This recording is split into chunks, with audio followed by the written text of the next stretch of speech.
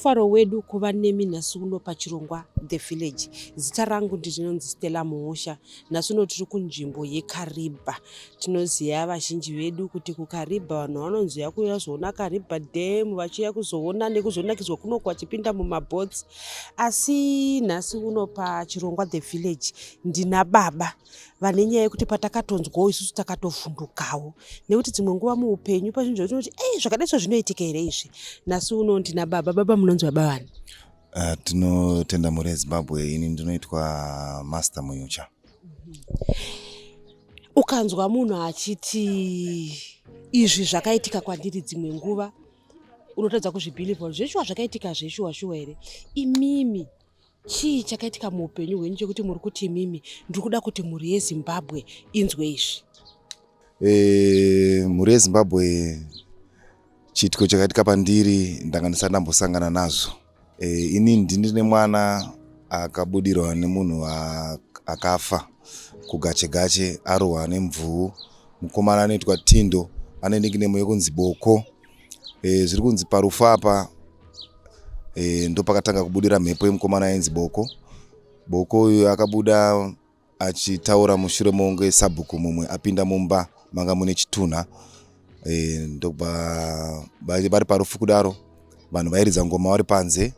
Vachiridza ngoma kudaro pakabudirwa munhu mumwe womufi, mukomana airidza ngoma ipapo achitaura kuti makagara pano panze kune munhu akanditanangira mumba umu arida kundiminyura mutsipa.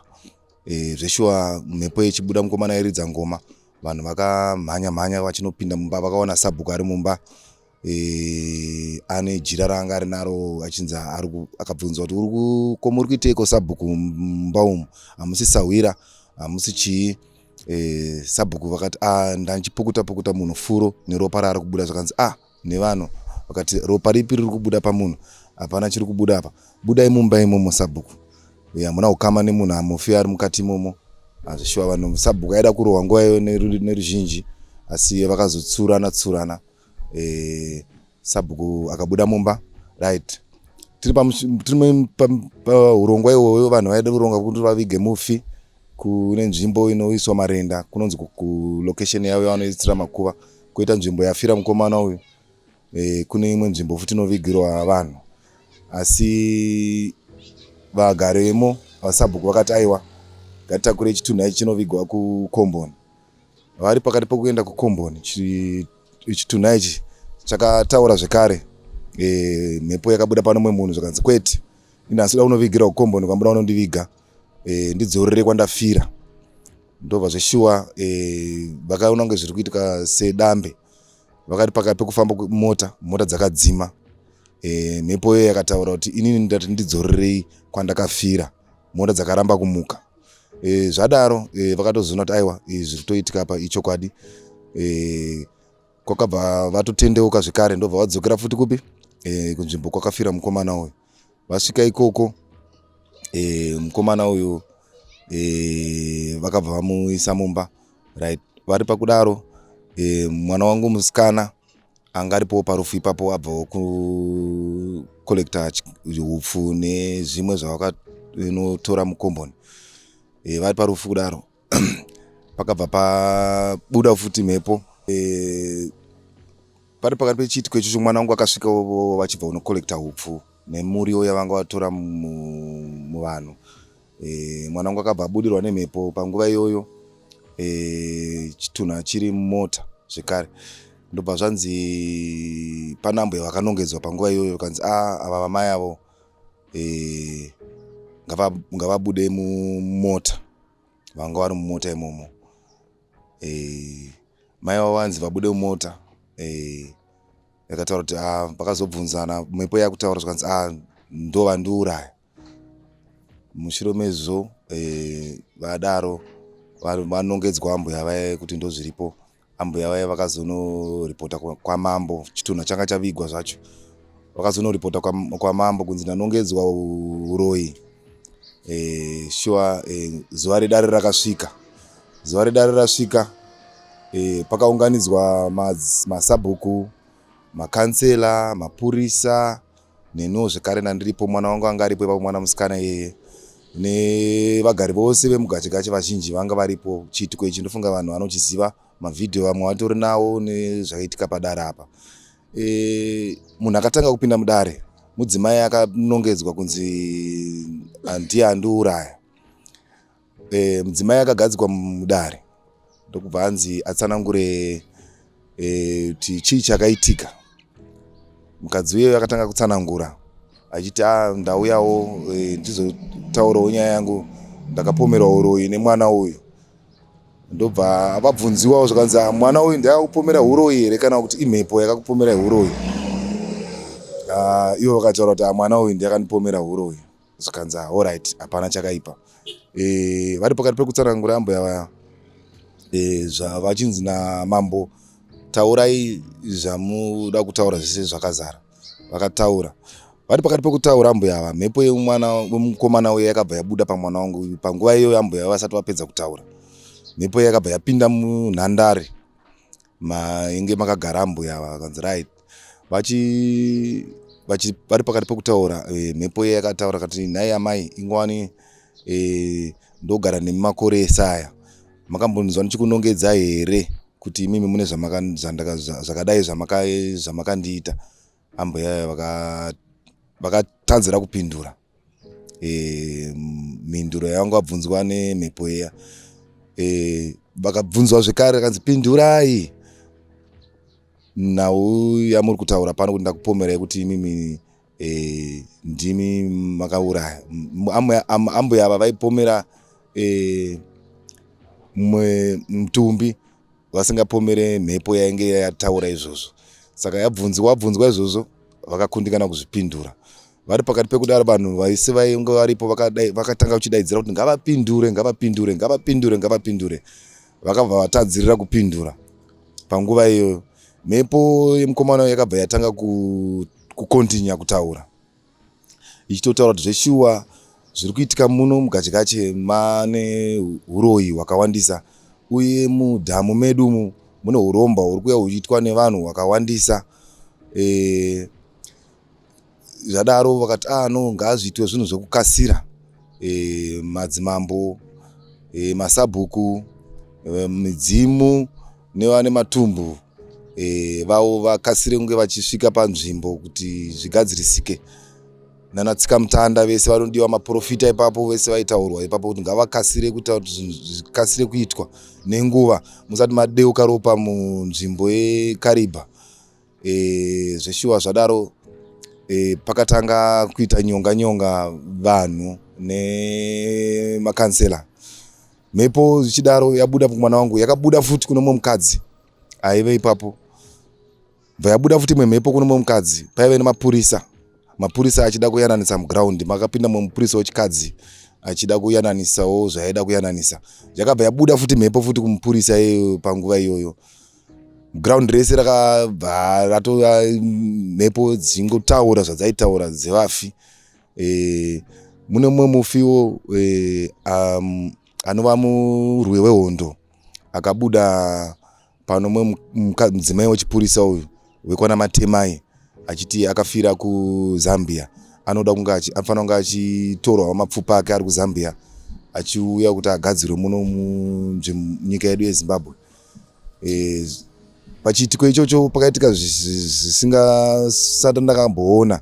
Munoona kunge dambe kana vanhu muchitaura kuti vanhu vanosvikirwa nemhepo. Zvanga zvakaoma zvakaitika ipapo. Pakaitika ruzha nevagari vemo nemhepo. Makansela akasvika pakutiza, madzimambo vakasumuka padare vakataramuka, mapurisa vakaendawo nekurefuko. Zvanga zvakuitika munharaunda umo zvanga zvakaoma, yanga iri bata wabata. Makansela vakasvika pakuenda kumba, vakasvika pakupa chichemo, vakati vanhu titeererai munzwe zvatakuchiita isusu, takuchienda kuna mambo,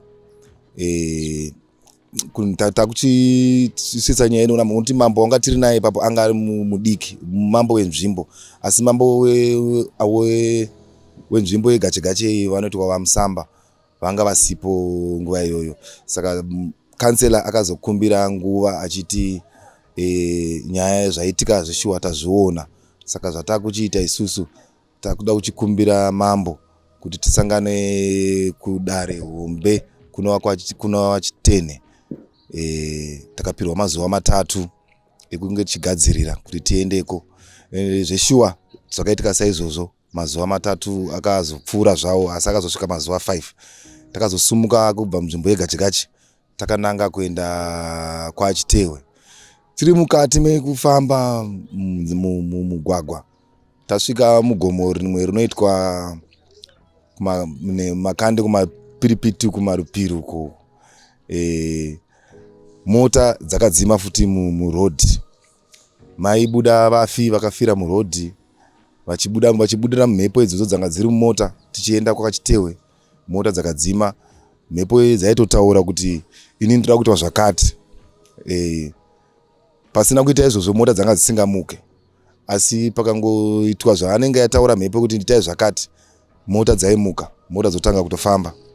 Zveshuwa dzakadzima kaviri kese kusvika tasvika kwaChitewe. kwaChitewe takasvika.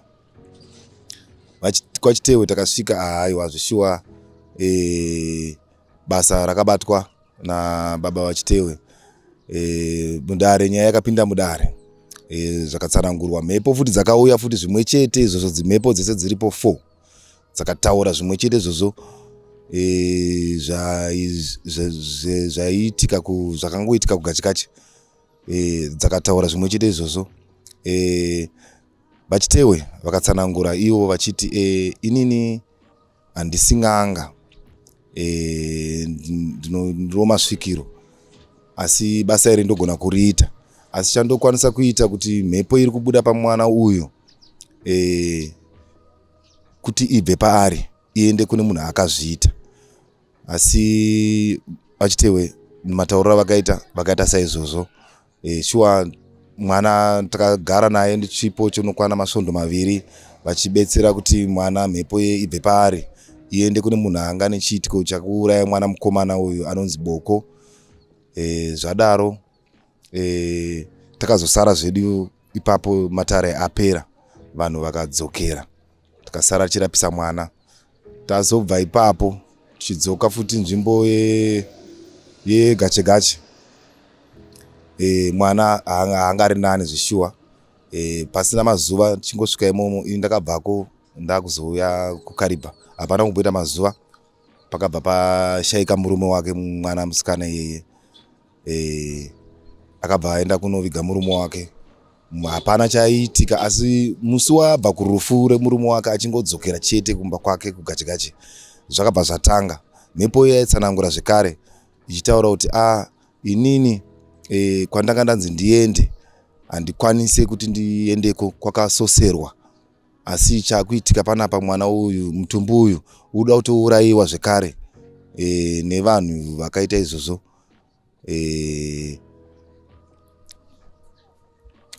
Mhepo yati mutumbi uda kutourayiwa nevanhu vakaita izvozvo. Mhepo iyi yakadzoka futi pamwana, zvekuti ndiri kutsvaga rubatsiro mhuri yeZimbabwe. Mwana wangu haachadya chikafu, ari kurarama nemaheu kana nekudya kana pisi yechingwa. Munhu ane mhuri, ane vana 3. Inini wacho mari dzinenge dzichidiwa mumatare munenge muchifambwa mune vanobatsira, vamwe vanodaidzira mari dzakawanda, handitorinawo mari, ndiri kutsvagawo rubatsiro. Mwana wangu achibatsirika kuti mhepo iyi ikwanise kubva paari, akwanise kuita mabasa aanenge aita semazuva ese. Tatenda. Asi profesi iyo yemhepo iyo yechiitiko ichi, ndifunga iyo mhepo iyo yakatotaura kuti vemachira ngavakasire vauye vagadzire, vaite chivanhu chavo musati machemewa munzvimbo yeGachiGachi, munzvimbo yeKaribha.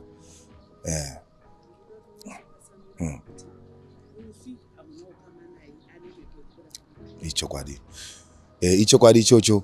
Mufi ari kubuda pamwana wangu anoitwa Tindo, kana nickname yekunzi Boko. Handina ukama naye, asi mukugarisana kwavo ndainzwa vanhu vaingoshamwaridzana achipfuurawo nepamba paigara mwana wangu achienda kumba kwake. Ndo maziro andozviita. Mudzimai uyu akanga asungisa mwana wenyu, akazoonobvisa nyaya sei kumapurisa kuti mwana wenyu asasungwe paakanga amupomera kuti ari kundipuma uroni? Zvakatozoonekwa kuti zvaitaurwa nemwana wangu uyu zvinzi nemudzimai uyu ndanangwa uroi nemwana uyu, vakatozoona kuti aiwa mapurisa anga aripo ipapo, vakatozoona kuti aiwa hazisi nyore zvaiitika ipapo. Mhepo payaitaura vakatozoona kuti haasiri musikana ari kutaura, nokuti pakaitika zvinoshamisa. Pana sabhuku anga aripo ipapo, uya kunzi abatwa ari mumba uya akazenge ada kutaura pakati peruzhinji, mhepo yanga yabuda, akazobatwa sabhuku iyeye akarohwa futi nemhepo iyoyo akakwara zvakanyanyisa. Mapurisa vakatozoona kuti aiwa haasi munhu ari kuzviita, yaitori mhepo yaitobuda pamwanasikana wangu. Saka muri kureva imimi kuti mukomana uyu wekurumwa mumvura uyu akananga kuti pana mai vamuuraya, ko sabhuku, asi sabhuku vaishanda here namai ivavo zvakare? Sabhuku tisingazive zvavo, nokuti mhepo inenge yakataura vanhu vatatu here, nevamwe vana mafiro avari kuita munzvimbo yegache-gache iri kutsanangura. Kana profesi chaiyo kuzodeuka kweropa kwaitika muKaribha nguva ino zvakatotaurika, asi zvinhu zvakangotorwa kungoita zviri simple zvokuti kana vagari vemugache-gache vanopupura nhau iyi yechitiko chekudeuka kweropa muKaribha. Asi zvinoitika here baba kuti munhu asina hukama nemunhu anoenda kunobudira pamunhu isiri hama yake, ivo vehukama vemukomana uyu akashayika vari kuti kudini zviri kuitika pamwana wenyu? Ichokwadi. Takatozvitambira vanhu kana tichizvinzwa kuti mhepo haikwanisi kunge chibuda munhu asina hukama naye, zvinoitika kwese zviya. Munhu mhepo inongobuda chero painenge yaida kubuda.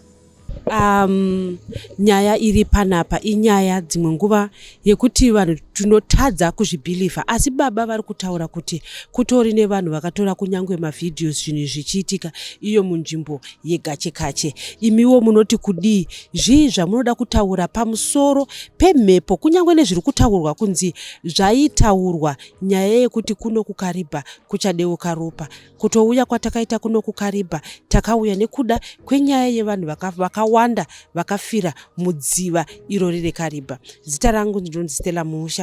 Musakanganwe kuita subscribe.